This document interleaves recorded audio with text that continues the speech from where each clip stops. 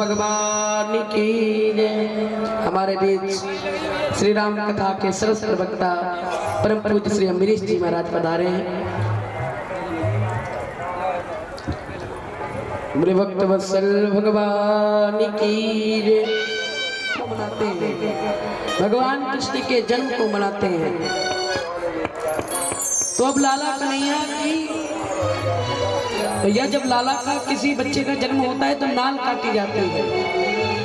तो आज कन्हैया की नाल काटने के लिए एक दाई आई है। आज माँ यशोदा की आयु 85 वर्ष की है।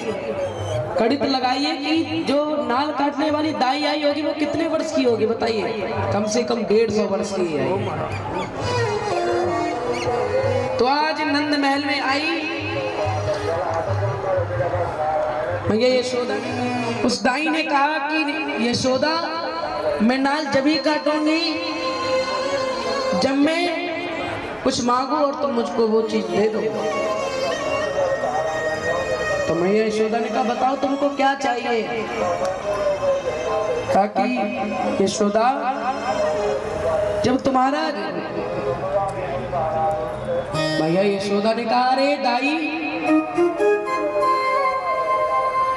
अरे तेरे मुंह में दांत नहीं है, पेट में आंत नहीं है, तू नौलखा हार पहन करके कहाँ जाएगी।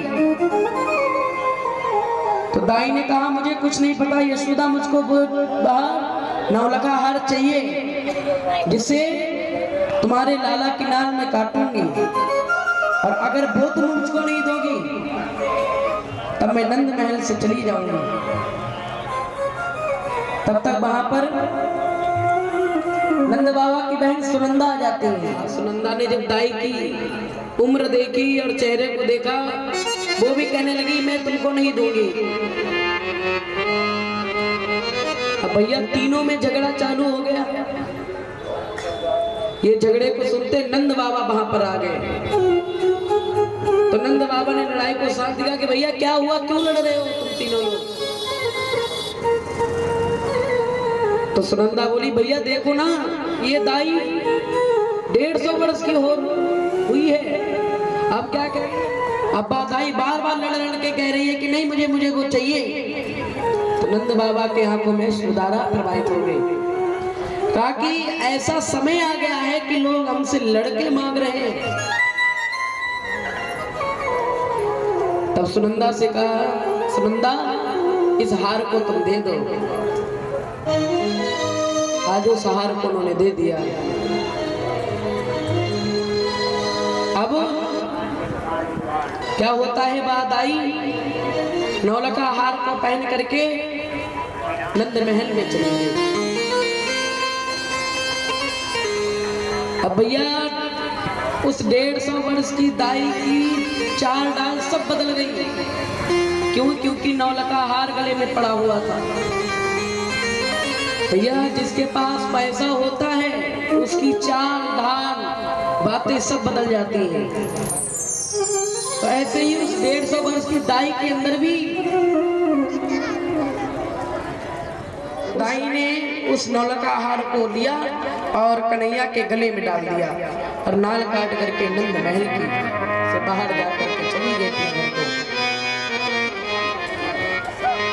इधर क्या होता है नंदोत्सव चल रहा था। तब नंद बाबा के मन में विचार आया कि हमको तो अभी कंस का कर चुकाना है। तो सभी गोप ग्वालों को बुलाया और कहा देखो ग्वालों कन्हैया अभी छोटा है।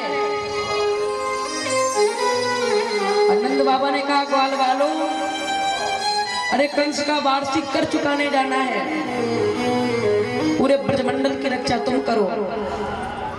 नंद बाबा आज मथुरा की ओर गमन करते हैं और गमन करने के बाद में जाने के बाद में वहां पर कंस के सैनिकों से कहते हैं कि जाओ जाकर के कह दो कि ब्रज के राजा नंद आए हुए हैं। ब्रज के राजा नंद आए हैं।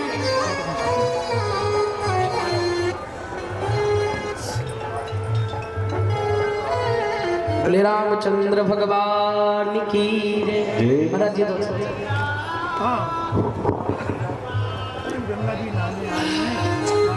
सीताराम जी महाराज की जय हो। श्री हनुमान जी महाराज की जय हो।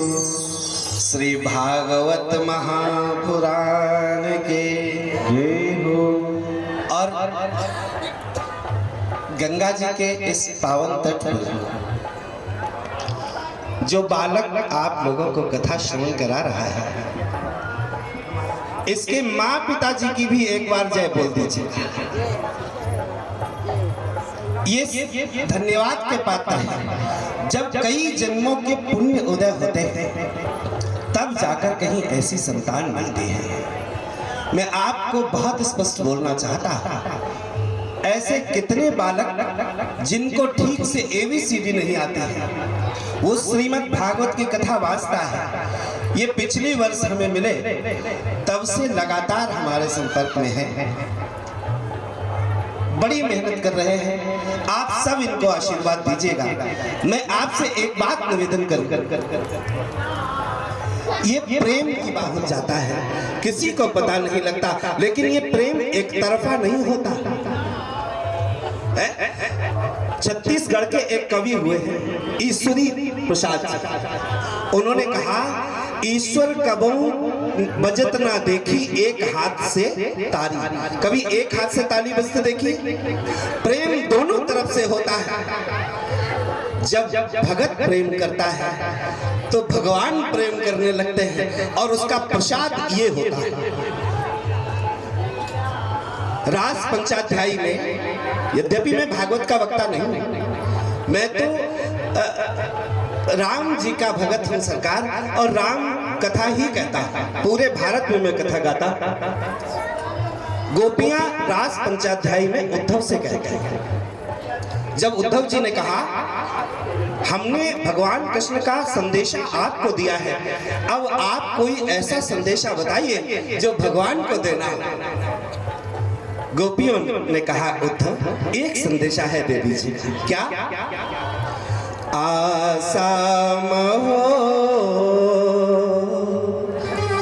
तव चरण रेणु जुसामहं श्याम वृंदावने गुलमल तौषधीना। हे उद्धव, भगवान से कह दीजिएगा, केशव, जिन गलियों में आप खेले हैं, आपकी चरण धूली जिन गलियों में है, हमें उसी गली में एक छोटा सा पौधा बना दीजिएगा। मैं इंसान होते हुए अपनी धूल झाड़ सकती हूँ, लेकिन प्रयागराज में भरत जी से कहा, भरत मांग लो 4 पदार्थ भरा भंडार। भरत जी ने क्या बोला? अर्थन धर्म न काम रुचि गति न चाहो निर्वाण। जन्म जन्म रति राम पद यह वरदान न। केवल जन्म जन्मांतर। अच्छा, एक बात और है, आपसे निवेदन करूं। पूज्य महाराज श्री बैठे हैं, राम कथा के बहुत अच्छे वक्ता है। जो भरत जी प्रयागराज से मांग रहे हैं, ऐसा वरदान कई लोगों ने श्री रामचरितमानस में मांगा।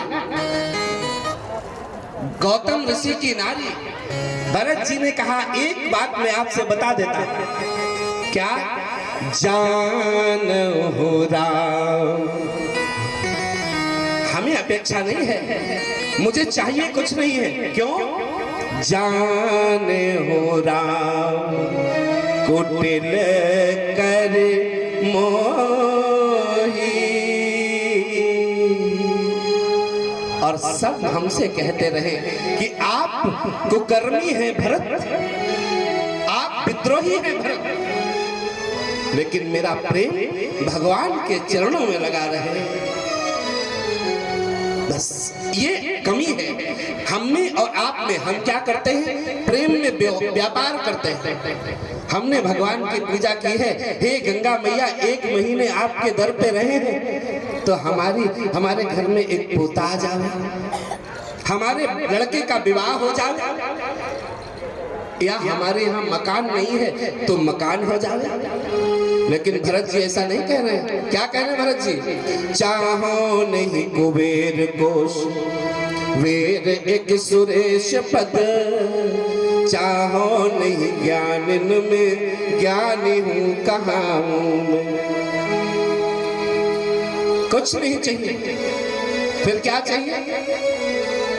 या मैं बड़राव या मैं मड़रावे, मन मधुप मुनीशन के तिन मंजु पद कंजन की पनही बन जाऊं। ये प्रेम है। और जब निस्वार्थ प्रेम मेरे भगवान में लगता है तो आप विश्वास करिए ऐसा फल आपको तुरंत मिल जाता है। आप सब जय जय सिया राम,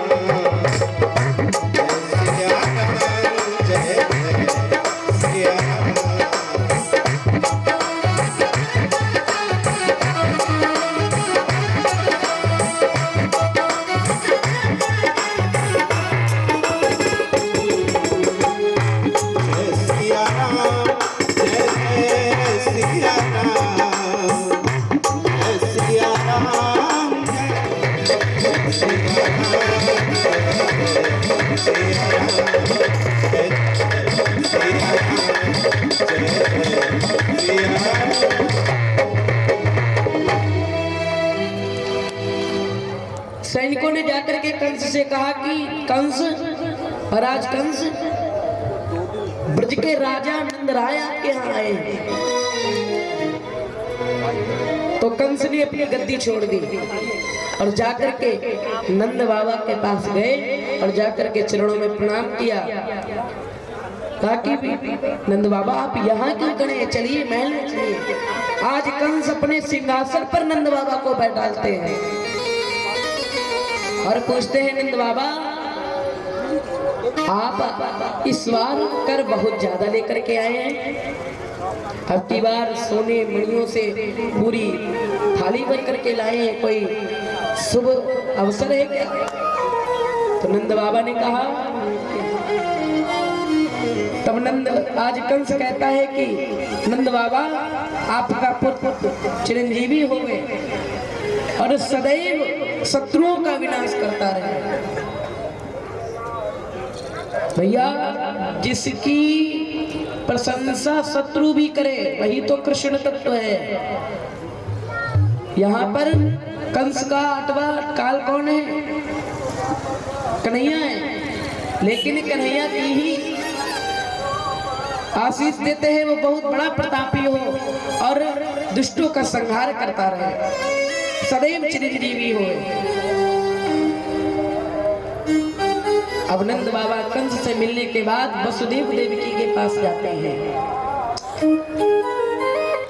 आज वसुदेव से पूछा, भगवान ने लिख दिया है उसका कोई नहीं मिटा सकता है कि प्रारब्ध पहले बना कि पीछे बना शरीर, कि तुलसी चिंता क्यों करे पहले भजो रघुवीर। प्रारब्ध तो वहां लिखा है आपके साथ क्या होने वाला है, क्या होगा। किसी के हाथ में मृत्यु नहीं है, किसी के हाथ में आयु नहीं है कि कितनी आयु आपकी आप जितना मन चाहो बढ़ा जाए। जितनी विधि ने लिखी होगी, जितनी विधाता ने आपकी आयु लिखी होगी उतनी आयु आपकी होगी और उतने में ही आप देह त्यागेंगे। और भैया ये भी लिखा होता है जिस स्थान पर, जिस जगह पर, जिस समय पर आपकी मृत्यु लिखी होगी उस समय पर ही होती है और उस जगह पर ही होती है। एक दृष्टांत याद आ गया कि एक बार की बात है कि बैकुंठ के द्वार पर गरुड़ जी महाराज बैठे हुए थे और सामने बट वृक्ष पर एक कबूतर कबूतरी का दो जोड़ा बैठा हुआ था। अब यमराज जी वहां पर आए। अब यमराज जी उन कबूतर कबूतरियों को देख करके हंस गए। तब गरुड़ जी कहते हैं कि तुम चिंता मत करो, तुम्हारे सर पर इस पक्षीराज गरुड़ का हाथ है। तुम्हें मैं ऐसी जगह ले चलूंगा जहां पर सूर्य की किरणें भी नहीं जाती है, लोकालोक पर्वत।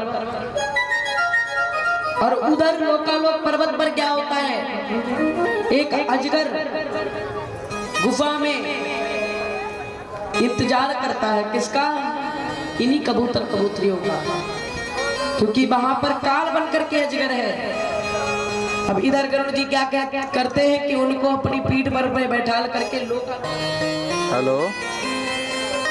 अब खाने के बाद में जल्दी से गरुड़ जी महाराज बैकुंठ की ओर जाते हैं और जाकर के फिर बैठ जाते हैं, जिससे यमराज जी को ये ना पता चले कि कौन जाकर के वहां उनको छोड़ आया। गरुड़, अभी तो तुम इतने स्वच्छ थे, इतने बढ़िया बैठे थे, लेकिन अब पसीना कैसे आ रहा है? तो गरुड़ जी ने कहा ये बात बाद में पूछना, ये बताओ कि तुम उन कबूतर और कबूतरियों को देख करके हंसे क्यों थे, क्या कारण था? तो यमराज जी ने कहा कारण क्या था, मैं यही सोच रहा था मन में कि इनको लोकालोक पर्वत पर कौन ले जाएगा। अरे इनकी मृत्यु वहां पर लिखी हुई है, इनको कौन वहां पहुंचाएगा? अरे गरुड़ जी महाराज मन में सोचते, अरे इनका काम तो हमने ही कर दिया।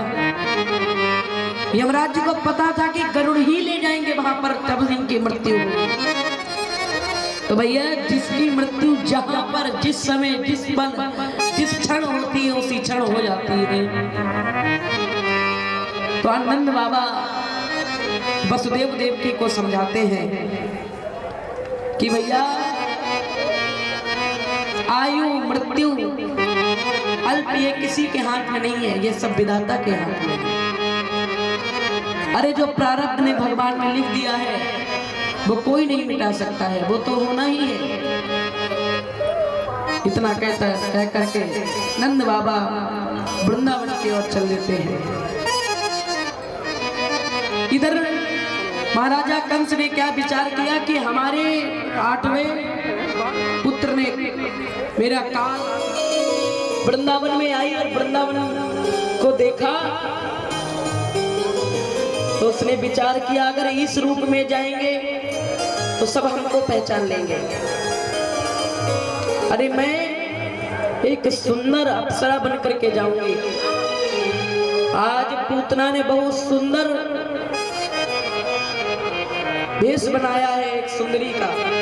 सुखदेव जी महाराज वर्णन करते हैं कि ताम के सवंदव्यति सकमल्लिका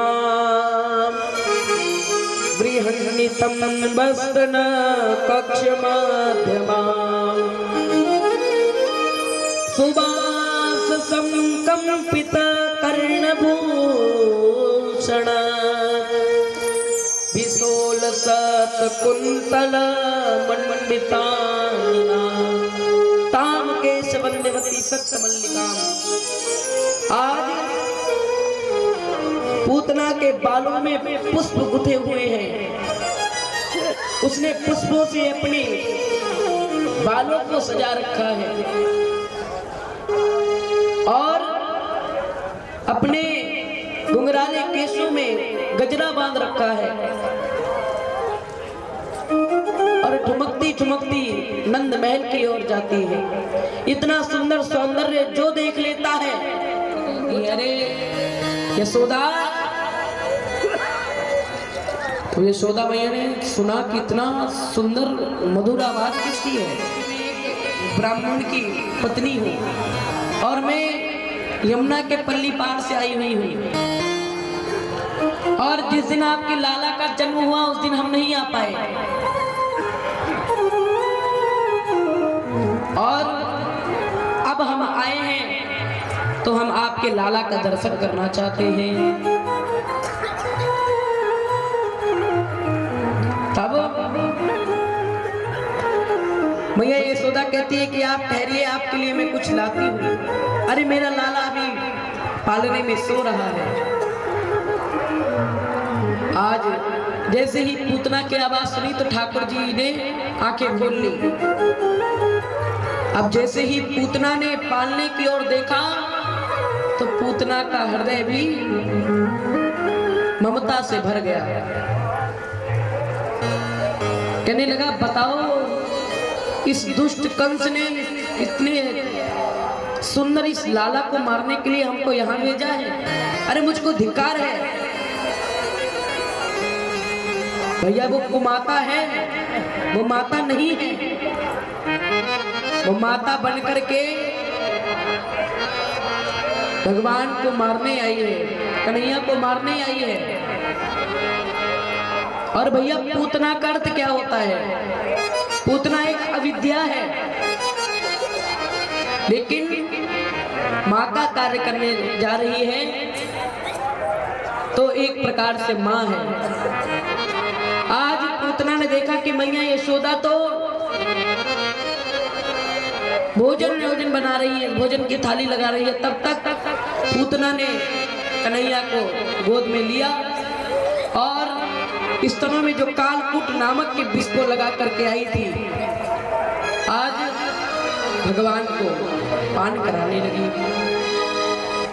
आज कन्हैया पीते जा रहे हैं और कस करके आंख बंद किए हैं। भैया बज के संत इस पर भाव देते हैं कि कन्हैया ने आंखें क्यों बंद की। तो सबसे पहला भाव बताते हैं कि कन्हैया ने आंखें इसलिए बंद की क्योंकि पूतना एक अविद्या है।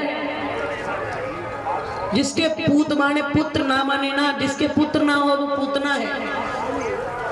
और लेकिन ये माँ का कार्य करने जा रही है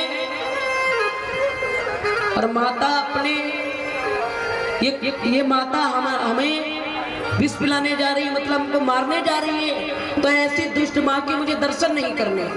तो कन्हैया ने आंख बंद कर ली। भैया पूतना जैसी माँ अभी भी है कलयुग में, हर कोई नहीं है लेकिन है,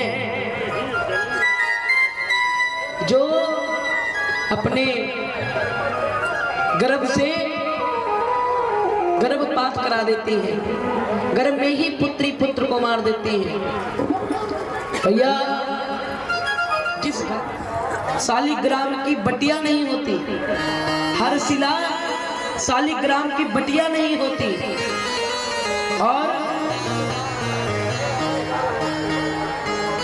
और जिस भैया घर में बेटी नहीं होती है ना, वह घर लक्ष्मी से हीन हो जाता है। लक्ष्मी नहीं आई, इसलिए भैया जिस घर में बेटियां नहीं होती हैं उस घर में लक्ष्मी का वास नहीं होता है। और जिस घर में बेटियां होती है उस घर में माँ लक्ष्मी की सबसे बड़ी कृपा होती है।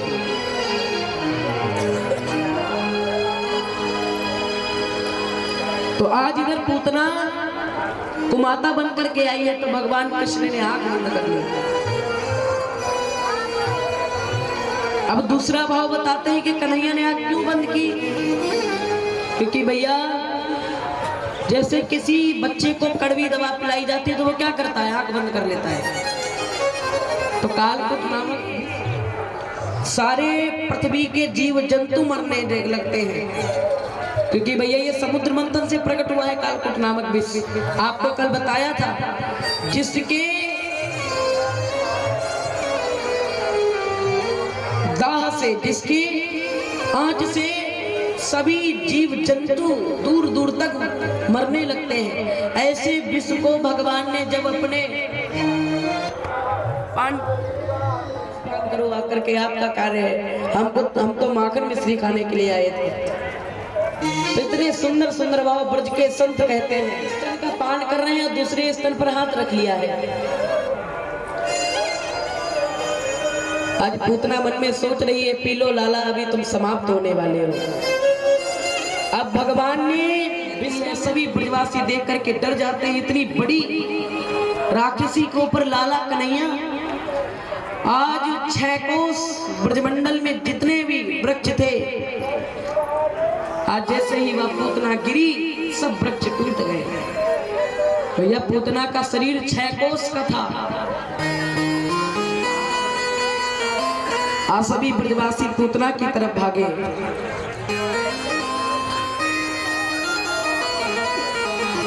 और जाकर के लाला कन्हैया को उतारा है और माँ यशोदा को दे दिया। तब तक वहां पर नंद बाबा भी आ गया और इतनी बड़ी राक्षसी को देख करके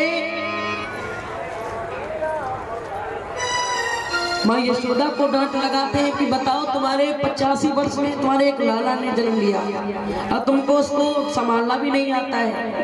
अरे ये राक्षसी हमारे कन्हैया को कुछ कर देती, तुम कुछ कर पाती? अरे डांट लगाने लगे। आज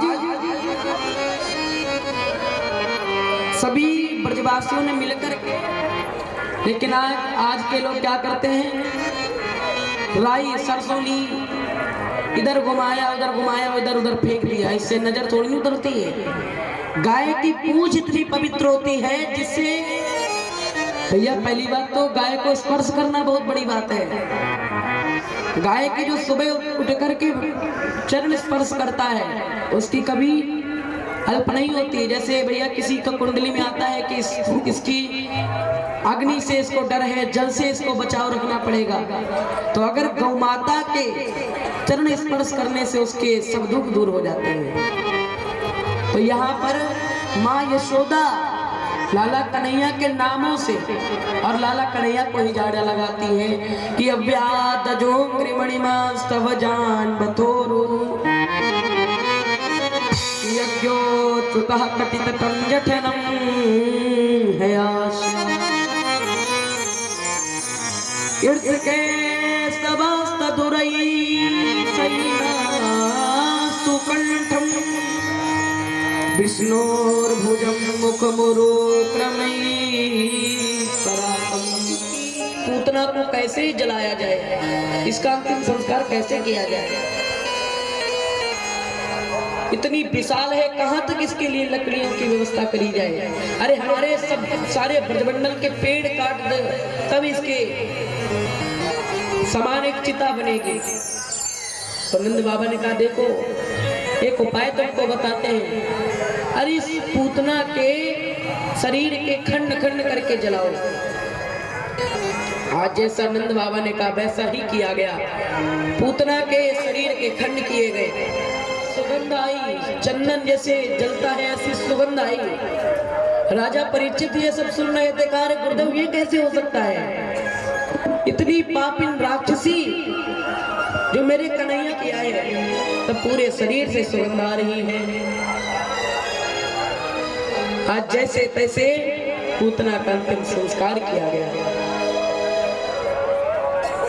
और भगवान ने पूतना को मां के जैसे मैया यशोदा को गति दी, भगवान ने ऐसे ही पूतना को गति दी। धन्य है प्रभु, और कितनी करुणा है उनके।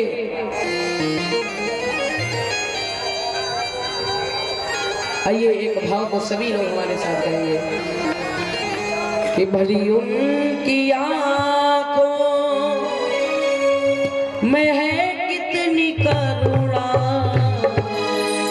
भली उनकी आंखों में है कितनी करुणा, जाकर सुदामा भिखारी से पूछो, जाकर सुदामा भिखारी से पूछो, उनकी आँखों में है कितनी करुणा, जाकर सुदामा भिखारी से पूछो, जाकर सुदामा भिखारी से पूछो।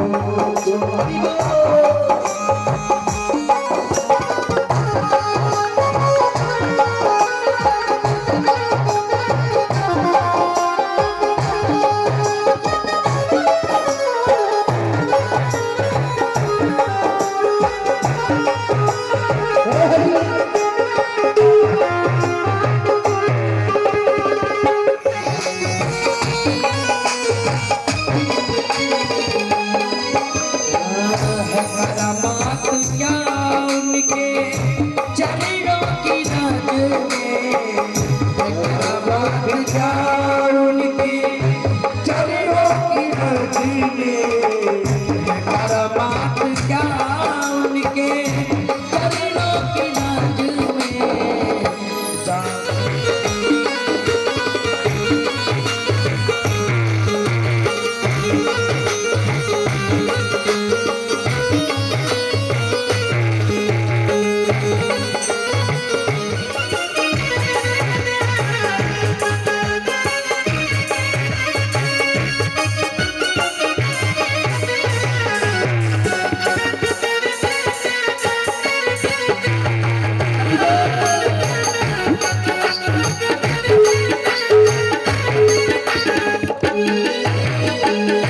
कृपा कितनी करते हैं सजनाथ तो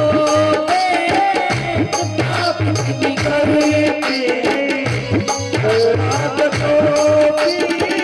कृपा कितनी करते हैं सजनाथ तो कृपा कितनी करते हैं सजनाथ तो बता सकते हैं यदि बता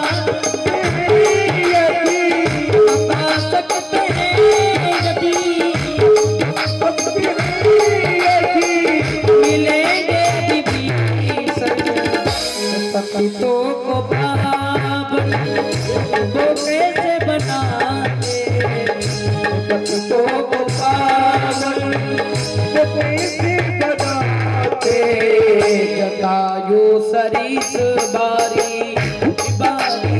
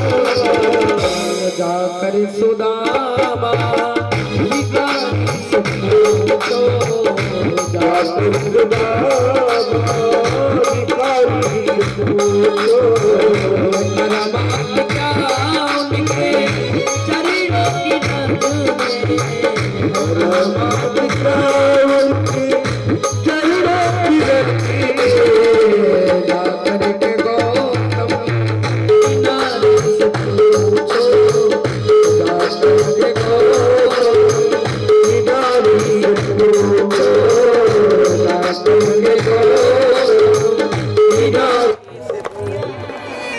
गौशाला में जाती हैं। आज गौशाला में जाकर के गर्गाचार्य जी महाराज को प्रणाम करती हैं तो गर्गाचार्य जी क्या कहते हैं कि अयम ही रोहिणी पुत्रो रमयन् सुहृदौ गुणैः आख्यास्ते रामेति बलादिज्ञात बलं विदुः यदूना पृथक भावा संकर्षण। अरे लाओ अपना लाना हमको दो। मेरा लाला मुझको दो, अपना तुम ले लो। अरे पंडित जी तो बहुत विद्वान है। तो गर्गाचार्य जी ने कहा कि बताओ नामकरण संस्कार सबसे पहला किसका किया जाए।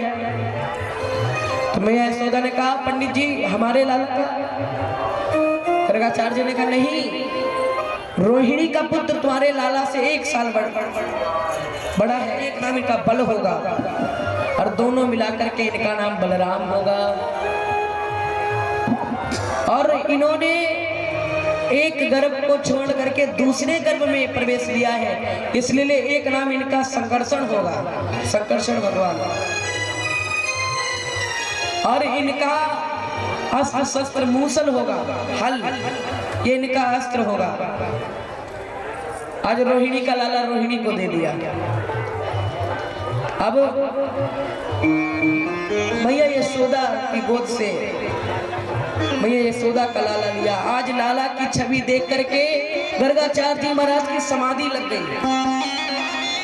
अब भैया समाधि लगी तो मैया रोहिणी मैया यशोदा मन में सोचती है, आपस में बात कर लें कि पंडित जी तो चले गए, इनका हो गया काम। तो मैया रोहिणी कहते अरे इनको जाना था अपने घर पे जाते, अरे हम यहाँ पर क्यों चले गए। अरे मरते तो अपने घर पर मरते, यहाँ क्या मरने के लिए आए थे। तुरंत गर्गाचार्य जी महाराज ने आंखें खोल ली। तो मैया रोहिणी ने पूछा पंडित जी कहाँ गए थे। तो पंडित जी कहते अरे हमारा ध्यान लग गया था। आज लाला की छवि कृष्ण है। कृष्ण क्यों है भैया, कृष्ण में जो ऋण की मात्रा लगी है इससे पता चलता है कि कन्हैया टेढ़े हैं। और राम कितने सुंदर तरीके से सीधे निकल जाता है राम, लेकिन कृष्ण कहने में जवान को कितनी मेहनत करनी पड़ती है। तो शब्द में और अक्षर में लिखे हुए से आप पहचान सकते हैं कि कृष्ण और राम में क्या अंतर है। और गर्गाचार्य जी ने कहा कि एक नाम इनका वासुदेव होगा। अब हम इतना ही कह सकते हैं, गर्गाचार्य जी ने कहा जो ये काम करेंगे उन्हीं कामों से इनका नाम पड़ता जाएगा। अब धीरे धीरे दोनों लाला 5 वर्ष के हो गए। अब कन्हैया का शैतानी करना प्रारंभ। तो एक बार कन्हैया के ग्वाल बाल मित्रगण बाहर खड़े थे और कह रहे रे कन्हैया। नंद महल से कन्हैया बाहर आए कि क्यों चिल्ला रहे हो भैया, भोजन वोजन करने दोगे कि नहीं। तो गाल वालों ने कहा कन्हैया अब चोरी कब से प्रारंभ होगी। भैया यहाँ से माखन चोरी लीला भगवान के प्रारंभ होती है कि माखन चोरी कब से हम लोग करेंगे। तो कन्हैया ने कह रहा अरे पागल हो गया है क्या। अरे हमारे बाबा के पास 9 लाख गायें हैं, दूध दही घी मक्खन की कोई कमी नहीं है। अच्छा भैया पहले के लोग दूध दही मक्खन खाते थे तो हष्ट पुष्ट रहते थे। आज के घी में डॉक्टर के पास जाओ तो डॉक्टर कहता है ये तो फैट है, इसमें पूरा कोलेस्ट्रॉल है, इसको खाओगे तो तुम्हारा हार्ट जाम हो जाएगा। लेकिन पहले के लोग घी खाते थे तो और तंदुरुस्त होते थे। क्यों? क्योंकि वो साक्षात मां गाय का दूध का बना हुआ था। लेकिन आजकल ये सब मिलावट देते हैं। और भैया पहले शादी बारातों में भी दूध दही घी चलता था, मक्खन चलता था। लेकिन आज के शादियों में चाउमीन बर्गर, थोड़ा और आगे बढ़ो तो पूरी यही लगता है कि हिंदू की शादी नहीं है, कोई मुगल की शादी है। वेज बिरयानी, अच्छा भैया वेज लगता है तो सब कहते हैं कि अरे इसमें कुछ नहीं है, ये तो सादा है। और आगे जाओ तो मिलता है वेज पुलाव जिसे कहते हैं, न जाने पूरा मुगलई भोजन होता है उसमें। अरे भैया कोई यहाँ पर कह दे कि पहले के जमाने लोग वेज बिरयानी खाया करते थे लोग, पहले वेज बिरयानी नहीं खाया करते थे। दही दूध रोटी ये चलता था। लेकिन आज के कलयुग में चाउमीन बर्गर पता नहीं क्या क्या और फास्ट फूड चलने लगे, जिससे कितने ना जाने जनसंख्या कितनी कम हो गई है। पहले बात तो जो बेच रहा है आपको पता है कि वो कितने शुद्ध तरीके से बेचता है, पता है आप लोगों को कि वो कैसे बनाता होगा, कैसे आपको देता होगा। भैया हमारे पारिवारिक लोग इसी चक्कर में खत्म हो गए थे। टिक्की समोसा यही खाते थे वो, उनका जो लीवर था वो जाम हो गया, क्योंकि भैया जो वो लोग तेल डालते हैं ना, जो वो लोग जो इस्तेमाल करते हैं सामग्री, वो सब खराब सामग्री होती है और आपको वो सब सड़ा भोजन देते हैं और आप लोग चाव से खा लेते हैं। तो यहाँ पर कन्हैया ने कहा कि अरे ग्वाल वालों पागल आगल हो गए हो क्या? अरे हमारे बाबा के पास क्या दूध दही की कमी है क्या? अरे 9 लाख गाय हैं, 9 लाख।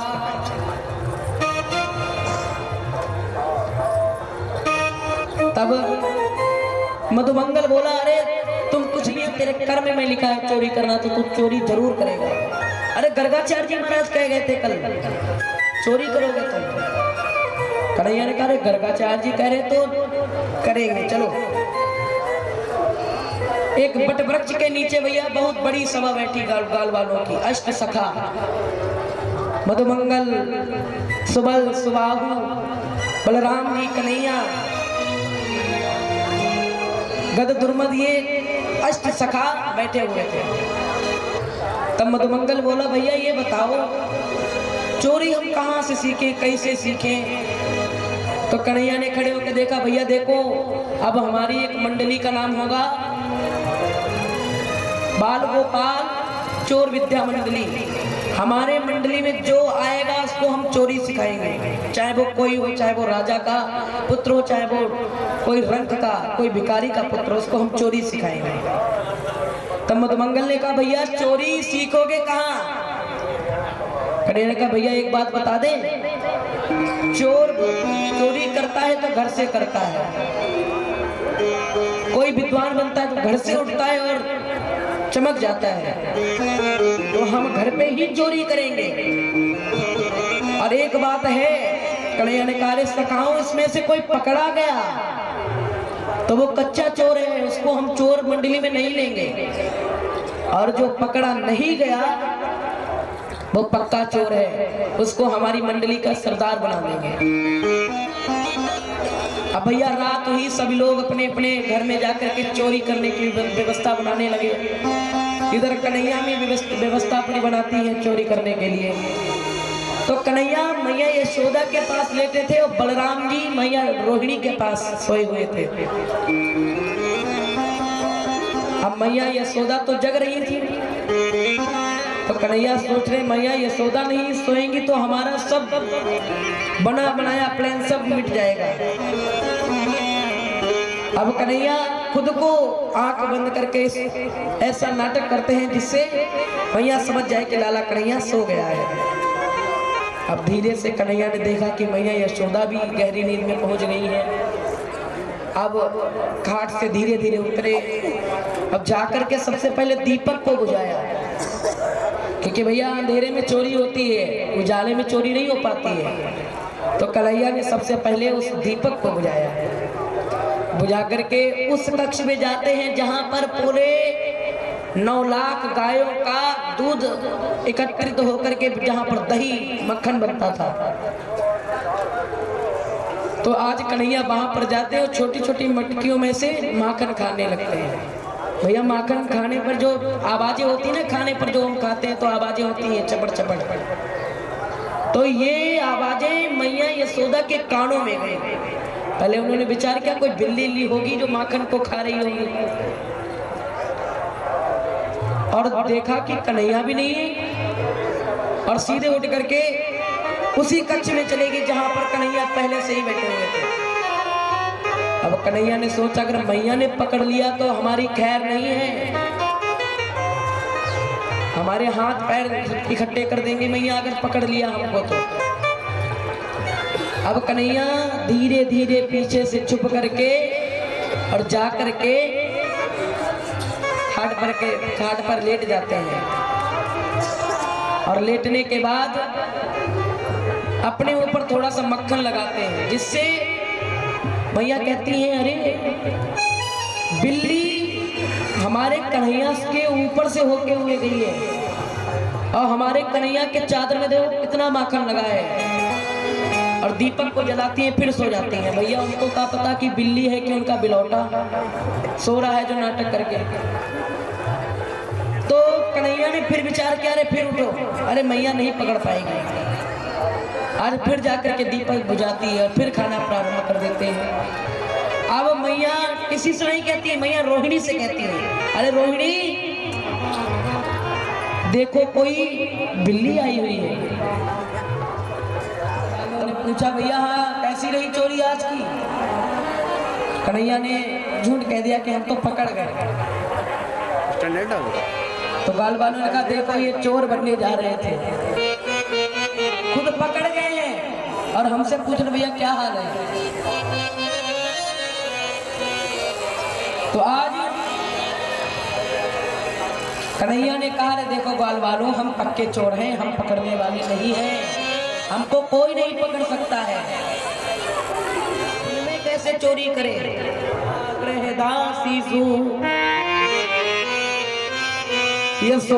यशोदानंद गेहिनी कर्मांतर नियुक्तासु निर्ममंथ स्वयं। एक बार की बात है, मैया यशोदा दही मंथन कर रही थी। तो लाला कन्हैया उठ करके आए और मैया से कहने लगे कि देखो मैया तुमसे एक प्रश्न है हमारा। अरे तुमका ही रह जाएगा। और कन्हैया को पृथ्वी पर लिटाल करके चली जाती है। अब कन्हैया को इतना क्रोध आता है, कहती बताओ भी कह रहे थे जगत में कन्हैया के समान कोई नहीं है और यहाँ पर हमें धरती पर पटक करके चली गई दूध को देखने के लिए। अरे मैया कितनी बड़ी झूठी है, कितनी बड़ी झूठी है मैया।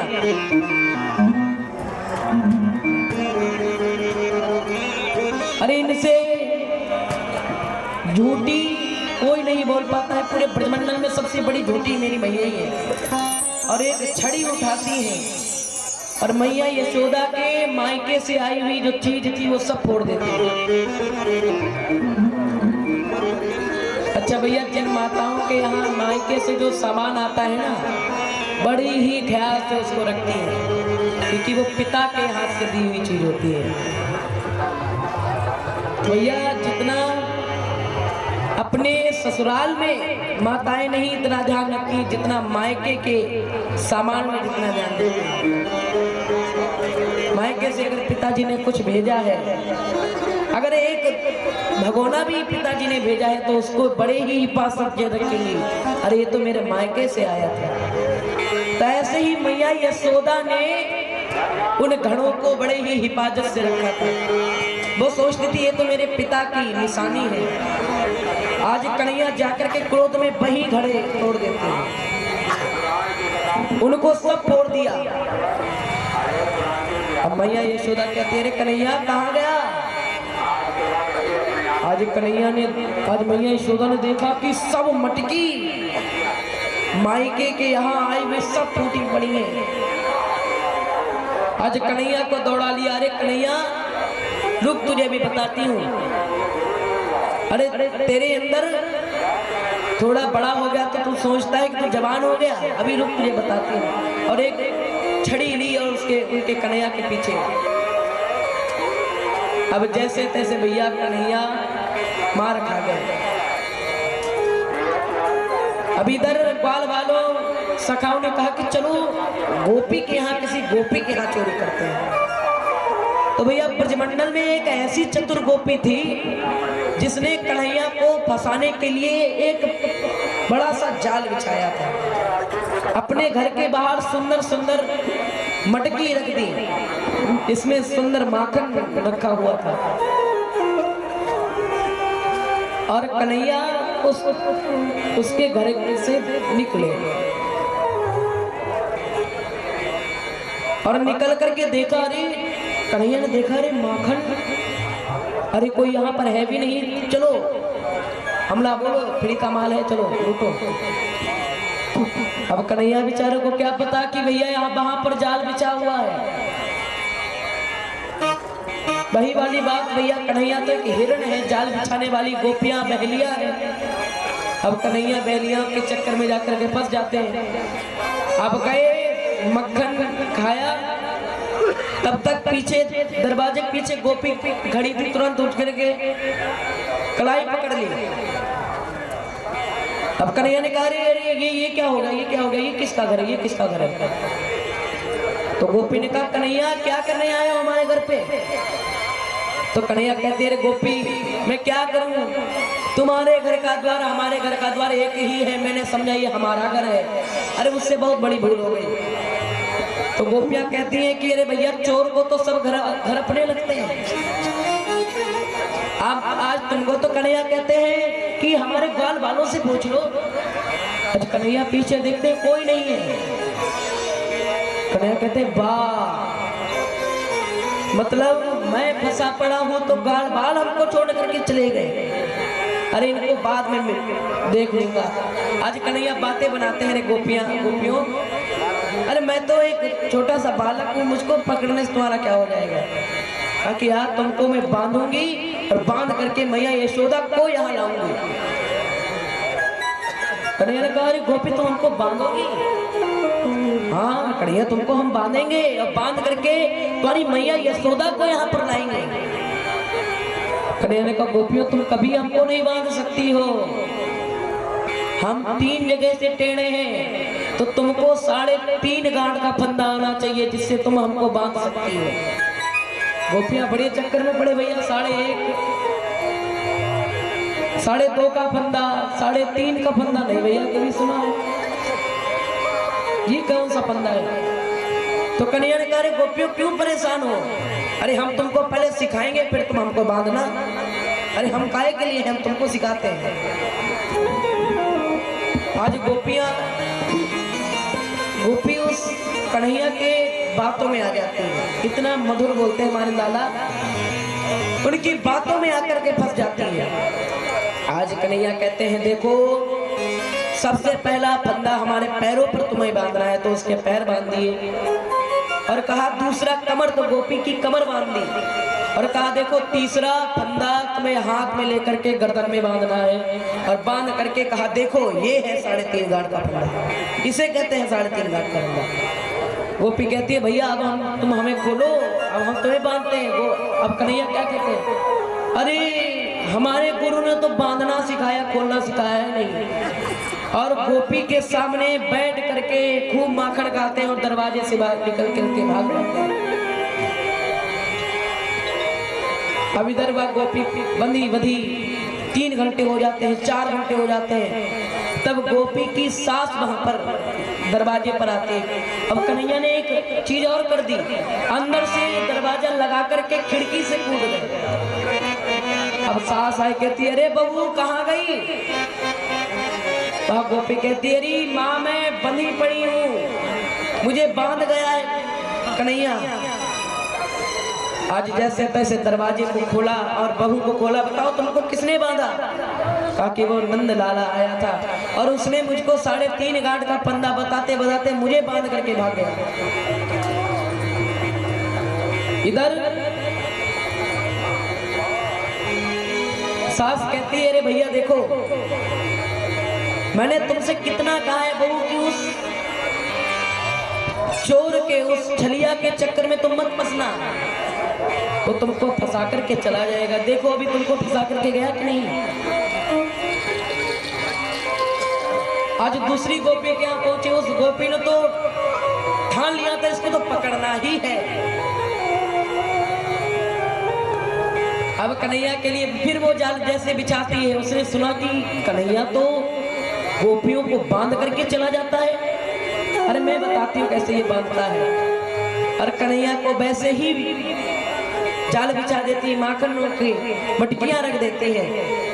कन्हैया वहां पर आते हैं तो कन्हैया का हाथ पकड़ के कहती है, चलो अब मैं तुम्हें मैया यशोदा के ही पास ले जाती है और पकड़ के मैया यशोदा के पास ले जाती है। अब जाते जाते वहां जाते जाते कन्हैया ने कहा कि देखो गोपी, मेरी कलाई नाजुक है और तुम्हारी पकड़ मजबूत है तो मेरी कलाई दर्द होने लगी है। अरे क्यों ना तुम मेरे इस हाथ को छोड़कर इस वाले हाथ की कलाई पकड़ लो।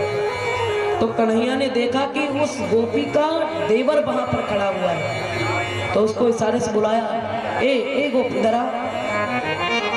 वह देवर आ जाता है तो कन्हैया का जैसे ही उसने कलाई छोड़ी तुरंत उसके देवर की कलाई पकड़ा दी। अब पूरी रास्ता उसको कहती हुई चली गई। अब नंद महल में आई तो कन्हैया पीछे वाली रास्ते से नंद महल में आ गए और आकर के खेलने लगे। आज वो बाहर गोपी चिल्लाती है, अरे यशोदा, अरे देख तेरे लाला को मैं रंगे हाथ पकड़ के लाई हुई। भैया यशोदा ने जब कृष्ण की तरफ देखा तो कृष्ण का, मैया मैं तो यहाँ पर बैठा हूँ, कृष्ण पता नहीं कौन सा है।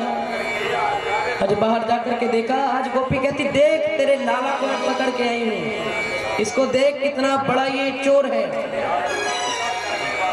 तो मैया यशोदा ने कहा, गोपी तूने भांग पी रखी है क्या, पहले देख किसका लाला ये। आज पीछे देखा, रे अपने देवर से कहती है, तू यहाँ क्या कर रहा है। तो कहता है कि तुम हमको पकड़ के लाई हो और तुम पूछती हो कहाँ से। अरे कन्हैया तो था ही नहीं, मैं था वो।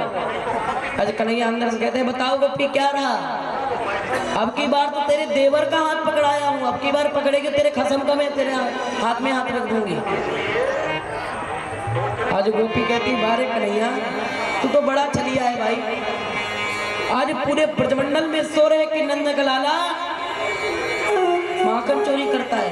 अच्छा भैया, कन्हैया धन की भी चोरी कर सकते थे, ऐश्वर्य की भी चोरी कर सकते, माखन ही क्यों भगवान ने चोरी किया। इसका भी एक कथा आती है। भगवान के रामावतार में भगवान की पूरी रक्षा किसने की थी, बानरों ने। लंका तक जाना, लंका से पहले जितने भी कार्य हुए सब बानरों के सहायता से भगवान ने किए।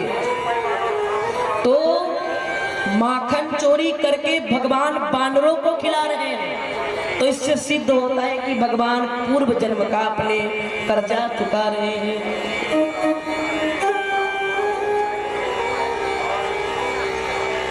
तो आज कन्हैया ने वेणु का निनाद करना प्रारंभ किया। आज भैया वेणु ऐसा, मुरली ऐसी बजाते हैं कि पूरे ब्रजमंडल के सभी गोप ग्वाल कन्हैया के पास आ जाते हैं। आइए एक भाव गाते हैं कि फूलों में सज रहे हैं श्री वृंदावन बिहारी, फूलों में सज रहे श्री वृंदावन बिहारी, फूलों में सज रहे।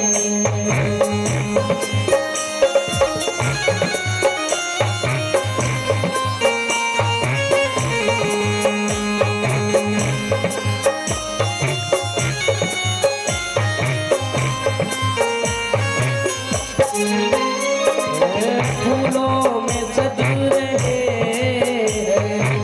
श्री वृंदावन बिहारी, फूलों में सज रहे श्री वृंदावन बिहारी, फूलों में सज रहे और साथ सज रही है, और साथ सज रही है वृषभानु की दुलारी, और साथ सज रही वृषभानु की दुलारी,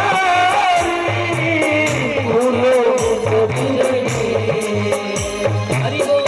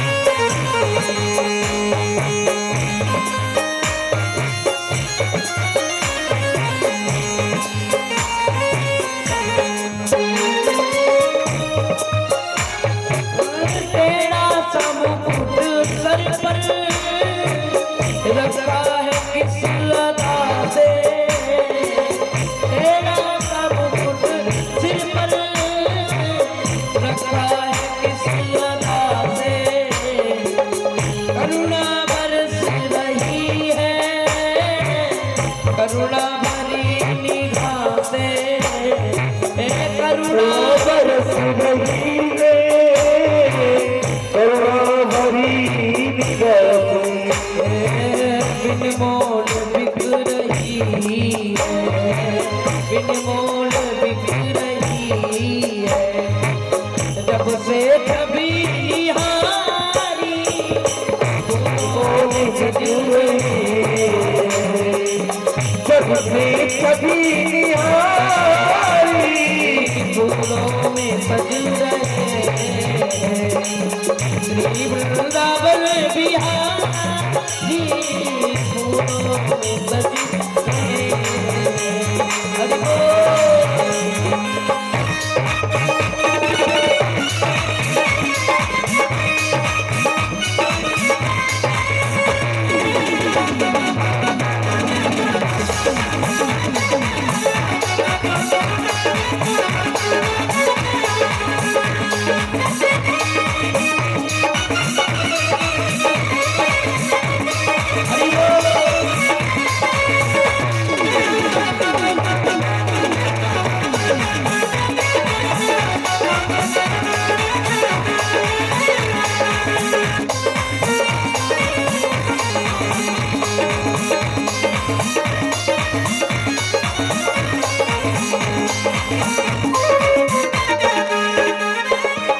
भैया गले में डाले जब दोनों मुस्कुराते, भैया गले डाली जब दोनों मुस्कुराते, भैया गले में डाले जब दोनों मुस्कुराते। भैया गले डाली जब दोनों मुस्कुराते, सबको प्यारे लगते, सबको के मन को पाते, सबको ही प्यारे लगते, सबके ही मन को भाते। इन दोनों में सबके सबके इन दोनों में सबके इन दोनों पे देवारी दोनों पे इन दोनों पे देवारी दोनों पे वृंदावन बिहारी लाल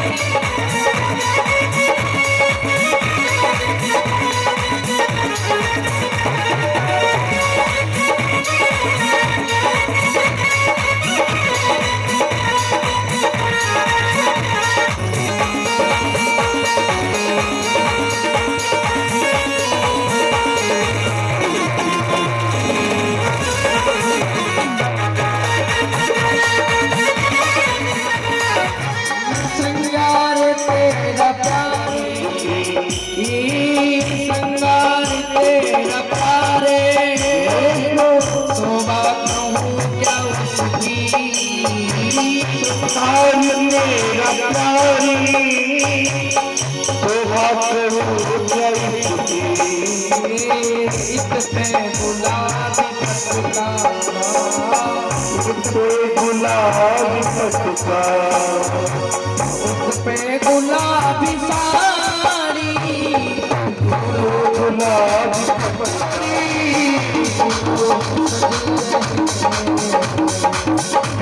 वृंदावन बिहारी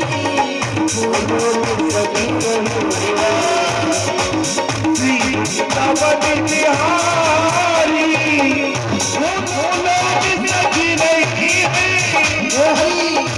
वृंदावन बिहारी हर साथ सजी नहीं सजी है, हर साथ सजी नहीं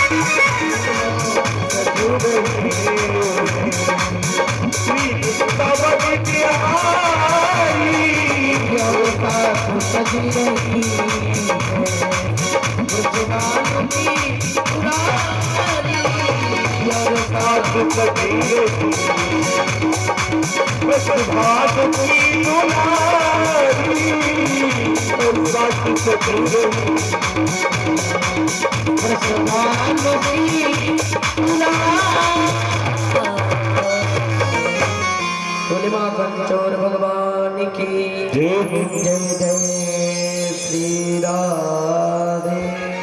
ऐसे ही कन्हैया चोरी करने लगे हैं।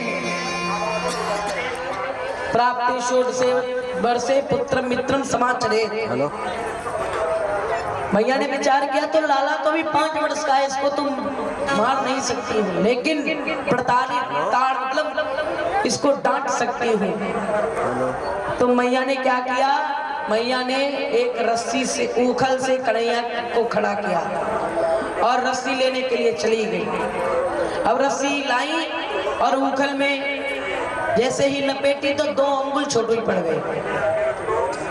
अब मैया बड़े ही परेशान, जितनी भी रस्सी पड़ी थी घर में वो सब लेकर के आकर के जोड़ दी।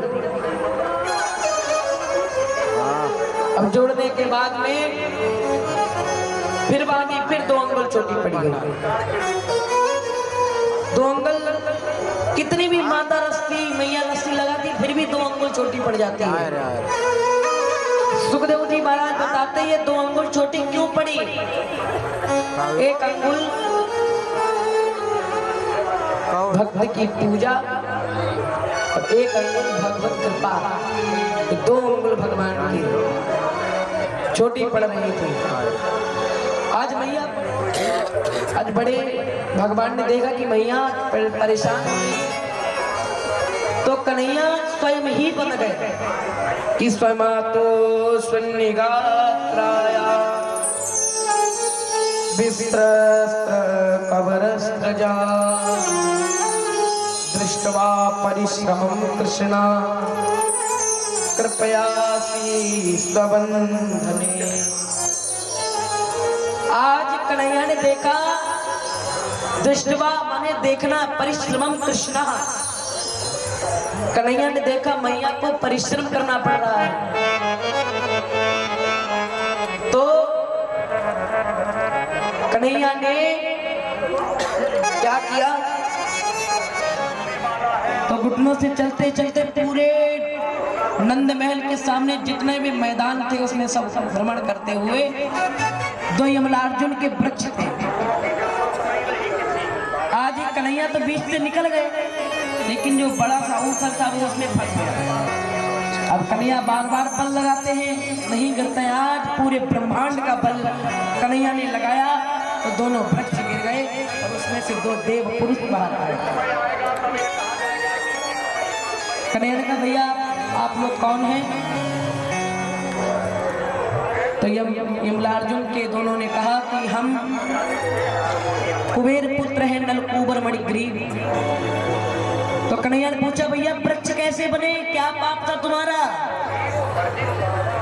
तो कहा कि प्रभु मैं क्या बताऊं, एक दिन की बात थी जब अपनी पत्नियों के साथ हम देव नदी में नग्न स्नान कर रहे थे और तभी वहां पर नारद जी महाराज आ गए नारायण नारायण करते हुए।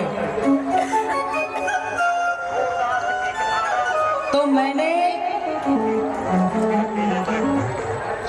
हम दोनों भाई शराब की मदिरा के नशे में अपने शरीर को भूल गए थे। नशे में सब सुध बुध खो बैठे थे, अपने मस्ती में मग्न थे। और मेरी पत्नियों ने जब नारद जी महाराज को आते देखा तो तुरंत वस्त्र पहन करके उनको प्रणाम किया। और हम दोनों भाई जड़ के समान खड़े रहे। तब देवर्षि नारद ने हमको श्राप दे दिया। अरे मूर्खों, तुम जड़ के समान खड़े रहे हो, तुमने हमको प्रणाम नहीं किया। जाओ, मैं तुमको श्राप देता हूं कि तुम जड़ वृक्ष बन जाओ। अब प्रभु, हम दोनों भाई, हमारा जब प्रातः काल नशा खत्म हुआ तो हम देवर्षि नारद जी महाराज के पास पहुंचे कि हे देवर्षि, हमारी भूल हो गई, हम अपनी गलती का पश्चाताप करते हैं। भैया, गलती करके उसका पश्चाताप कर लो तो वह गलती भूल नष्ट हो जाती है। तो नारद जी ने कहा कि हमारा क्या जा रहा है, लेकिन नलकूबर मणिग्रीव, तुम्हारा मैं एक वरदान देता हूं कि तुम्हारा दोनों का मोक्ष प्रभु श्री कृष्ण करेंगे। तो प्रभु, आपने हमारा मोक्ष कर दिया है, हम बड़े धन्य हो गए प्रभु। आज दोनों ने हाथ जोड़ करके स्तुति की है कि वाणी गुणानुकथने श्रवणो कथाया हस्तौ च कर्म सुमनास्तव पादयोर्नः स्मृत्यां शिरा सब निवास जगत प्रणामये दृष्टि सतां दर्शने तनुना। नलकूबर मणिग्रीव कहने लगे कि प्रभु, आपकी कथा अमर है, आपके चरित्र अमर है। मैं आपके चरणों में वंदना करके स्तुति आपका करता हूँ। भगवान ने दोनों को मुक्ति दे दी। अब इधर ब्रजवासी एक आगे की रास्ता से निकला। उसने देखा कि कन्हैया बीच में है और दो विशाल पेड़ उसके अगल बगल पड़े हुए हैं। आज ब्रजवासी दौड़ करके नंद बाबा को जाकर के बोला कि बाबा, तुम्हारा छोटा सा कन्हैया देखो कहाँ है। तो पूछा, कहाँ है भैया, कहाँ है? कहा, रे देखो, चल के हमारे साथ चलो आप। अब जाकर के नंद बाबा क्या देखते हैं, कन्हैया दो वृक्षों के बीच में बैठे हुए। अब नंद बाबा सोचते हैं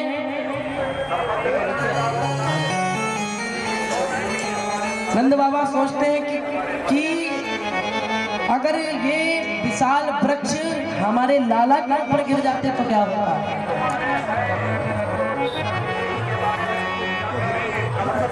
तो अगर हमारे लाला पर गिर जाते तो हमारे 90 वर्ष में तो एक लाला हुआ है। तो लाला से पूछा, लाला तुम्हें किसने बांधा? तो कन्हैया ने विचार किया कि मैया यशोदा ने बांधा है मुझको, और नंद बाबा से डांट मैया की लगवाना है तो बढ़ा चढ़ा के बोल दिया कि मुझको मैया यशोदा ने बांधा है। तो बाबा ने कहा कि तुम्हारी कोई गलती होगी इसलिए बांधा। तो कहा, बाबा मैं क्या करूं, मेरी कोई गलती नहीं थी। तो करे तो बाबा ने कहा, फिर कि अब मैं आपको क्या बताऊं, बताने में भी शर्म आती है। कि बता तो लाला, क्या हुआ? कहा कि देखो बाबा, हमारी मैया 85 वर्ष की हो गई है, लेकिन अभी भी जवान जैसे युवती की तरह ठुमक कर चलती है। अब मैया चल रही थी ठुमक ठुमक करके, तो उनके बड़े बड़े घुंघरू में से एक घुंघरू टूट करके गिर गया और जाकर के मटकियों में लग गया। अब उसमें से एक मटकी गिरी और सब आकर के गिर गई, सब फूट गई। अब इसमें मेरी क्या गलती थी? अब मैं बाहर दूर खड़ा हुआ हंस रहा था, तब इन्होंने एक छड़ी ली मैया ने और मुझको पीटा और आकर के यहाँ बांध दिया। अरे बताओ, अरे बाबा आप ही बताओ, 85 वर्ष की कोई, उसको तो वृद्ध कहेंगे, वो तो बुढ़ी है मेरी माँ, और तब भी युवती की तरह टमक टमक कर चलती है। नंद बाबा ने मधुमंगल को बुलाया, कहा जाओ और मैया यशोदा से कह दो आज के बाद ना नंद महल में हम आएंगे और ना ये हमारे दोनों लाला आएंगे। अरे अपना बनाओ और अपना खाओ, अब हम तुम्हारे नहीं रहे। अब भैया अब दोनों जाकर के नंद महल में मधुमंगल जाकर के सभी ब्रजवासी एवं मैया यशोदा से कह देते हैं, देखो मैया आज के बाद ना ही नंद बाबा आएंगे, ना ही कन्हैया आएगा, ना ही भैया बलराम आएंगे। हमारे नंद बाबा का ऐसा कहना है और तुम अपना भोजन बनाओ, अपना ही पाओ। नंद बाबा तुम लोग के नहीं रहेंगे, कन्हैया तुम्हारा नहीं है। आज मैया यशोदा बैठ करके रोने लगी और मधुमंगल कहने लगा कि तुमने आज कन्हैया को मारा था, अगर वो विशाल वृक्ष कन्हैया के ऊपर गिर जाते तो कन्हैया का क्या होता। आज मैया यशोदा अपने हाथों को कोसती है, अरे हाथ तू कट करके गिर क्यों नहीं जाते हैं जो मेरे कन्हैया के ऊपर चले थे। आज मैया अपने पूरे शरीर को कोसने लगती है। अब रात्रि होती है, कन्हैया, नंद बाबा और बलराम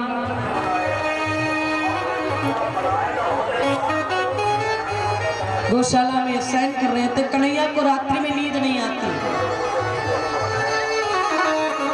अब मैया यशोदा की याद आती है, रात में उठते हैं, कहते भैया बाबा मुझको मैया यशोदा के पास जाना है। तो बाबा कहते हैं अरे अभी कन्हैया तुम कह रहे थे कि हमें मैया के पास नहीं जाना, मैया ऐसी है मैया वैसी है। तो कन्हैया कहते हैं कि रात्रि को मैया मुझको दुग्ध पान कराती थी, तब मेरी मुझको नींद आती थी, अब मुझको नींद नहीं आ रही है। आज कन्हैया को फिर नंद बाबा ने सुला दिया, फिर कन्हैया उठ गए, कहा कि मुझको मैया के पास जाना है। आज नंद बाबा ने हाथ पकड़ा और जाकर के नंद महल पर के द्वार पर देखा मैया यशोदा बैठी है। आज कन्हैया बाबा के कंधे से कूद पड़े और जाकर के मैया के गले लगे और मैया से कहा मैया देखो ना मैं तुम्हारे बिना जी सकता हूं, ना तुम मेरी बिना नहीं जी सकती हो। आज मैया ने कन्हैया को माखन खिलाया है।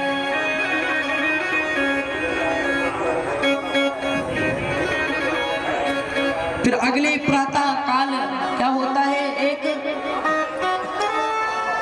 फल बेचने वाली आती है, एक फल बेचने वाली आती है। और वो कौन है, वो और कोई नहीं है, वो रामावतार की सबरी है। कि सबरी ने जन्म लियो बनी फल विक्रयाणी,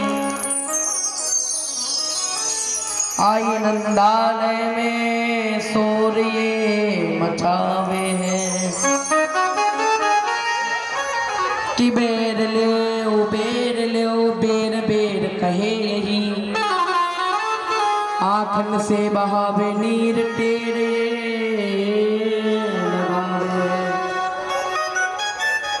कि सुन के आनंद कंद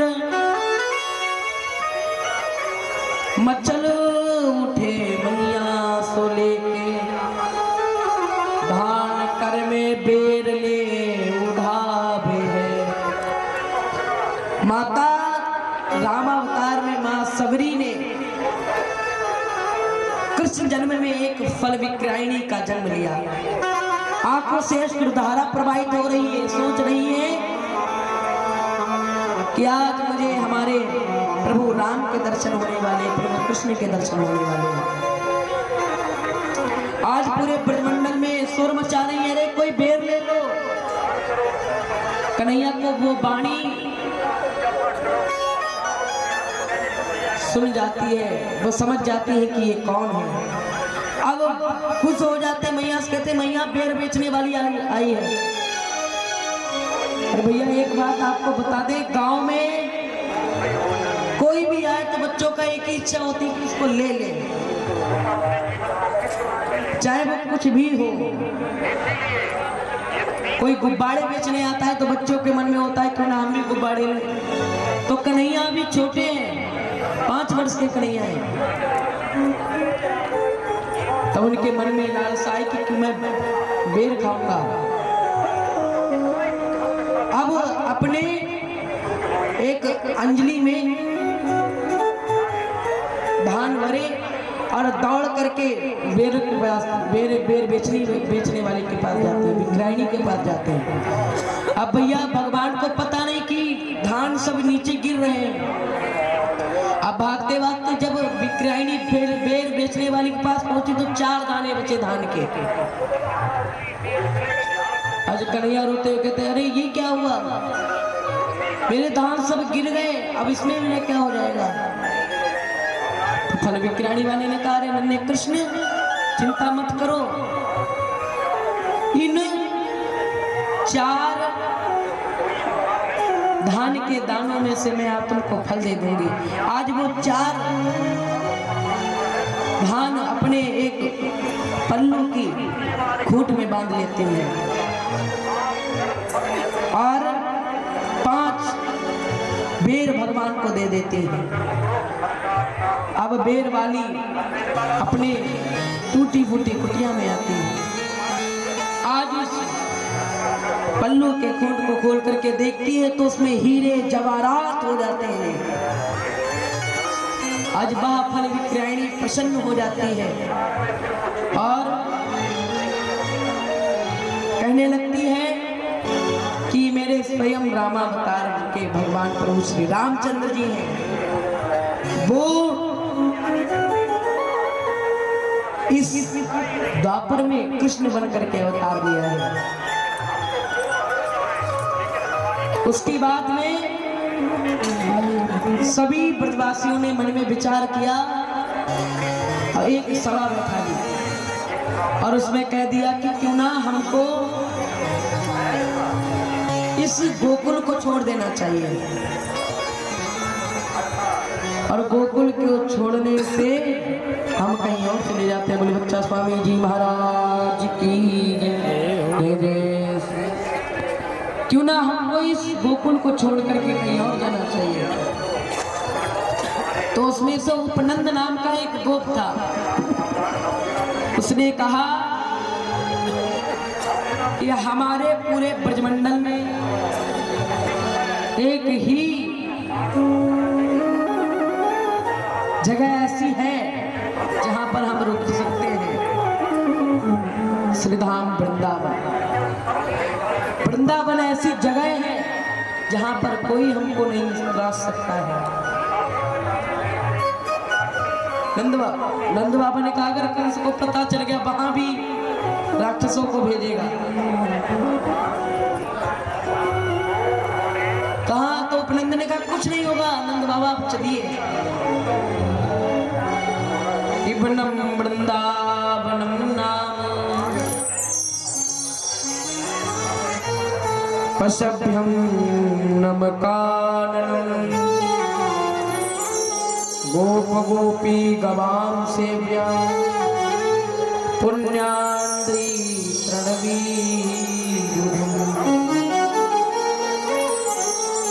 तो कितना सुंदर वृंदावन है, सभी ब्रजवासी जाने को सोचते हैं। अब रात्रि में नंद बाबा ने विचार किया कि अगर हम इस गोकुल को छोड़ देंगे, ब्रजवासी छोड़ देंगे तो ब्रजवासियों का की जन्मभूमि बिछड़ जाएगी। अरे हमारे कन्हैया बलराम की रक्षा करने से ब्रजवासियों की जन्मभूमि छूट जाए तो ये मैं नहीं चाहता हूँ। तो आज सभी नंद बाबा बैलगाड़ी तैयार करते हैं, उसमें अपना सब सामान भरते हैं और भर करके माता यशोदा रोहिणी को उठाते हैं कि चलो हम सभी वृंदावन चलेंगे। अरे हम हमारे वजह से ब्रजवासियों की जन्मभूमि छूट जाएगी, अरे हम क्यों ना हम खुद ही चले जाएं। आज कन्हैया उठते हैं और बैलों की सबसे पहले घंटी उतार देते हैं। नंद बाबा ने कहा ये क्या किया कन्हैया, तुमने घंटी क्यों उतार दी? तो कन्हैया कहते हैं बाबा अगर ये घंटी बंधी रहेगी और घंटी बैल चलेंगे और घंटी बजेगी, इससे ब्रजवासियों की नींद खुल जाएगी और ब्रजवासी सब समझ जाएंगे। आज सभी लोग बैठ करके गोकुल की सीमा पर आते हैं और सीमा को प्रणाम करते हैं। नंद बाबा सीमा को प्रणाम करते हैं। भैया आप सभी लोगों से यही कहना है कि जब भी अपने जन्मभूमि को छोड़ करके जाओ तो उसकी सीमा को प्रणाम करना, क्योंकि भैया वो हमारे ग्राम देवता होते हैं, हमारे स्थान देवता होते हैं। तो ऐसे ही नंद बाबा ने सीमा को, गोकुल की सीमा को प्रणाम किया। ब्रजवासी अपना अपना सामान रख करके वृंदावन की ओर चले जाते हैं।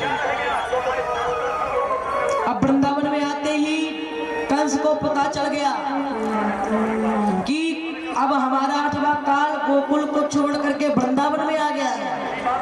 तब एक अघासुर नाम के दैत्य को भेजा कि जाओ भैया जाकर के हमारे काल को समाप्त करो। एक बार सभी ग्वाल बाल सभी कृष्ण मंडली सब खेल रहे थे,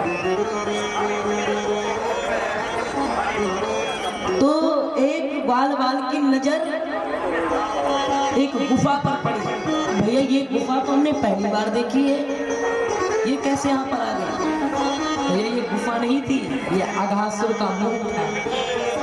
आज उसने मुंह खोल लिया तो सभी ग्वाल वालों को लगा ये कोई गुफा है, तो सभी ग्वाल वाल उसके मुख में चले जाते हैं।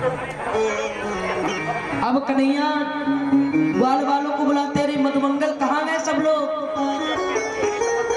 एक बार गुफा की ओर देखते हैं तो कन्हैया को पता चल जाता है और कोई नहीं, स्वयं अघासुर आया है। तो कन्हैया दौड़ करके गए, अघासुर से चेतावनी दे दी कि तू हमारे ग्वाल वालों को कभी नहीं मार सकता है। अब कन्हैया आगे चलते जाए तो अपनी जीभ को वो अंदर लेते जाए और अंदर लेने के बाद मुंह बंद कर दिया, और मुंह बंद करने के बाद में मुंह बंद कर लिया। आज कन्हैया अंदर गए और अघासुर के पेट को फाड़ दिया, और पेट को फाड़ने के बाद में सभी ब्रजवासी सभी ग्वालों को आकर के सभी को बाहर निकाला।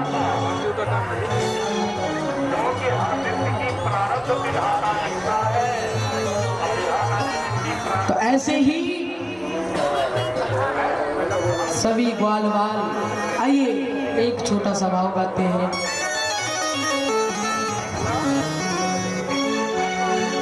कि तेरी मंद मंद मुस्कनिया पे, तेरी मंद मंद मुस्कनिया पे बलिहार राघव जी, बलिहार राघव जी, बलिहार राघव जी, बलिहार मुस्कनिया पे, तेरी मंद मंद मुस्कनिया पे बलिहार राघव जी, बलिहार राघव जी। हरि बोल।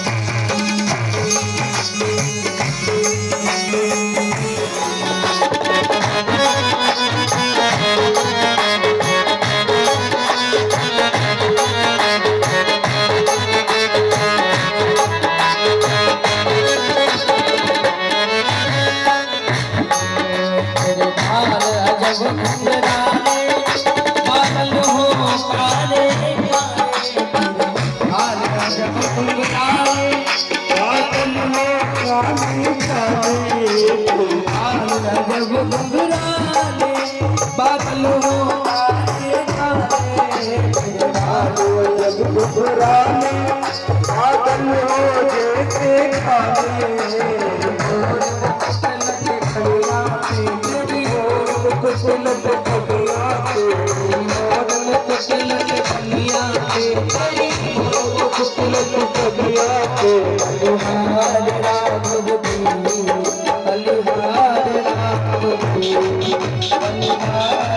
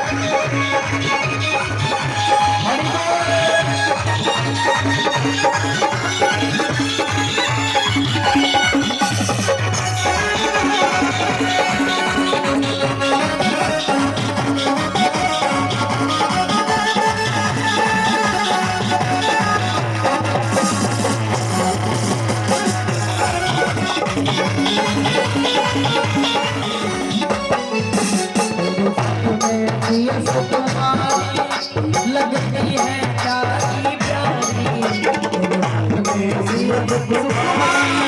लगती है प्यारी प्यारी, सुकुमारी लगती है प्यारी प्यारी, लगती है प्यारी प्यारी, गल जोड़ी के जाऊं मैं, गल जोड़ी के जाऊं मैं,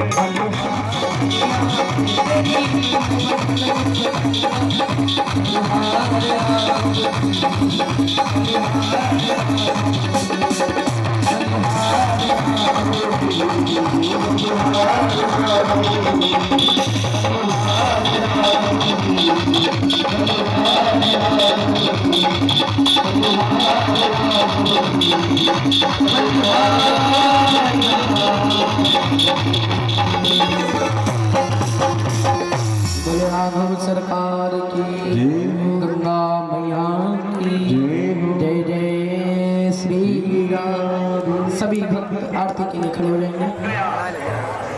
आरती गाओ श्री बाबे बिहारी को, आरती गाओ श्री बाबे बिहारी को।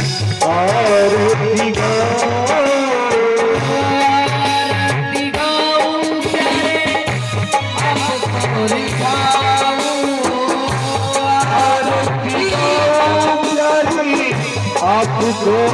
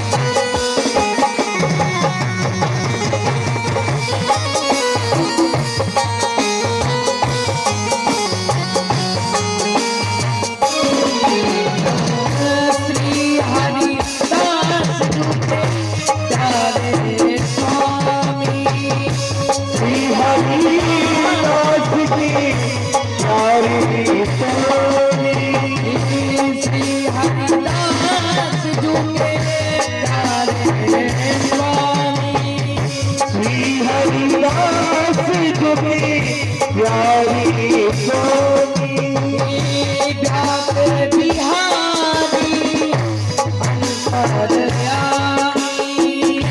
व्यास बिहारी अंतर्यामी व्यास बिहारी अंतर्यामी बाकी बिहारी अंतर्यामी बाबू सदा वृंदावन पाऊंगी बाकी बिहारी आरती बाके बिहारी आरती गाती बाकी बिहारी आरती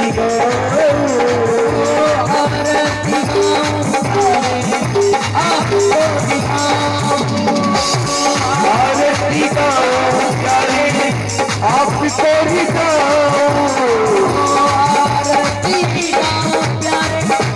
आपको दिखाओ आरती प्यारे आपको आरती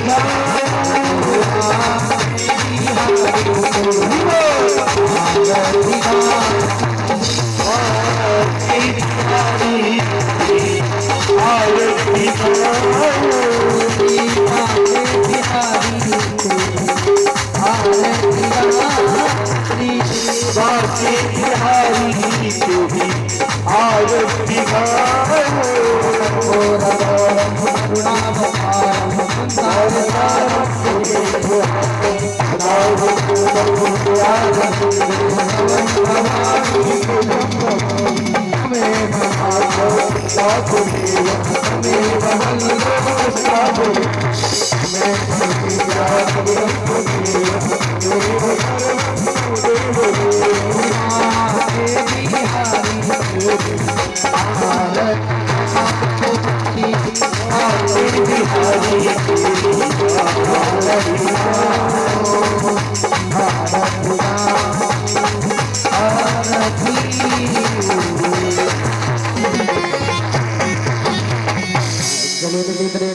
पुष्पे देवादिबंधनम आत्मादिबंधनम मंत्रपुष्पांजलिं जगनेन जगन्मय जन्त देवास्तानि धर्माणि प्रतवान्यासन्ना तेहनाकं महिमानः सचन्ते तपूर्वे साध्याः सन्ति देवाः एकदन्ताय विद्महे वक्रतुण्डाय धीमहि तन्नो दन्ति प्रचोदयात् तत्पुरुषाय विद्महे श्रीमहादेवाय धीमहि तन्नो रुद्र प्रचोदयात्। कृष्ण कन्हैया लाल की जय। श्रीमद्भागवत महापुराण की जय। परम पूज्य बच्चा स्वामी जी महाराज की जय। अपने अपने माता पिता की जय। अपने अपने गुरु गोविंद की जय। संत समाज की जय। गंगा मैया की जय। जय जय श्री राधे। ओम नमः पार्वती पतये हर हर महादेव शंभु। कल के दिवस में रास पंचाध्याय की कथा